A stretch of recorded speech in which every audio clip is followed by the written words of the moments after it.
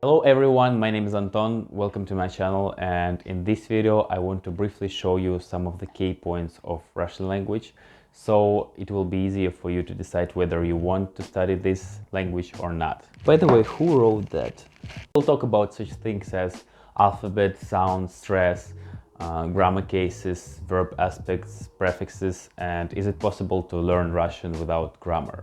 And the answer is no. I decided to create this video because I've heard a lot of times that people put off learning Russian because of the alphabet or grammar rules, which make them think that Russian language is completely unrealistic to learn. I'm not going to say that Russian is too easy or too hard to learn. I just want to clarify some things, because when you don't know anything about something or something about something, you know what I mean. So when you don't know something about something, there is this kind of uncertainty and wrong expectations may occur. On the other hand, when we collect some information, we become more aware about something and more prepared to it and ready to dive in. Things that I'm talking about in this video and we'll talk about in further videos come from my own experience, which I had for the last 2.5 years of teaching Russian for foreigners. So let's start.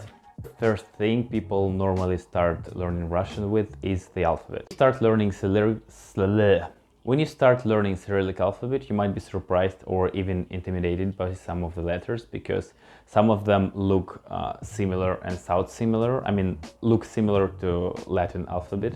Some of them look similar or look familiar but sound differently. And some of them are just, I don't know, alien letters. Two options to learn the Russian alphabet. So the first is do some research on the internet and practice a lot. And the second is find a teacher. In my practice, it takes maximum 2 hours to learn how to read in Russian. For now, I don't have any videos about that on my channel, but if you want me to do these kind of videos, how to read Russian or about Russian alphabet, please let me know in the comment section below. Of course, the process of studying alphabet requires a little bit of time and effort and practicing, but at the beginning you can do it along the way with the studying. You can learn the alphabet by yourself, but I would recommend you to take a lesson or two to do it with a teacher. Help you not only to remember the alphabet better, because there will be some kind of stress, but also to exclude some typical mistakes. Some of the sounds that we use in Russian language don't exist in other European languages, or I don't know, other languages. I don't know all languages, unfortunately. So at the beginning, you can replace these sounds. For example, if you can pronounce the sound U, and for example, for the beginning, you can replace it with the sound E or something between E and E. Anyway, people will understand you, and with time you will be able to master all sounds. Stress. There is one rule about stressing vowels in Russian. There are no rules at all. Start learning Russian language, you have stress marks above certain vowels in the words in your study book, but in normal life we don't have any of them. So here just practice and make mistakes. Genders. In Russian we have 3 genders: masculine, feminine and neuter. There are certain, and I would say strict, rules that help you to distinguish which gender is a noun, and there are a few obvious exceptions. So I think in general it won't be a problem to distinguish which gender is a noun. Because when we know a noun, we can change it according to a certain grammar case, which help us to construct the sentence with the sense we want to convey. It wasn't that clear, right? Okay, let's dive a little bit deeper here. Cases is a huge topic, but in order to keep this video shorter, I'm going to touch upon some basic stuff, even though I do like to talk about grammar. There are 6 cases in Russian. Okay, 5. The first, which is called nominative, именительный, is a basic form of any noun. Each case has its own purpose and answer to a particular question.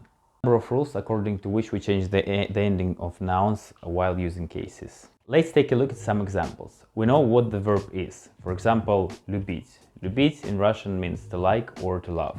So if you want to say the sentence, the cat likes the fish, we should know how to say the verb like in third person singular. It's любит, cat, кошка, fish, рыба. Кошка любит рыбу. In this sentence we put рыба in accusative case, So that we can see that ryba is object and koshka in nominative case, koshka is subject.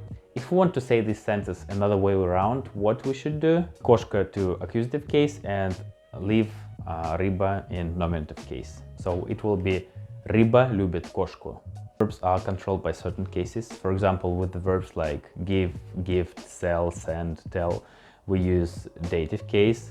By the way, dative case, dativus from Latin, means preparing to give it, to giving. Often prepositions helps us to understand which case we should use. For example, with bez we use genitive case, or with s we use instrumental case.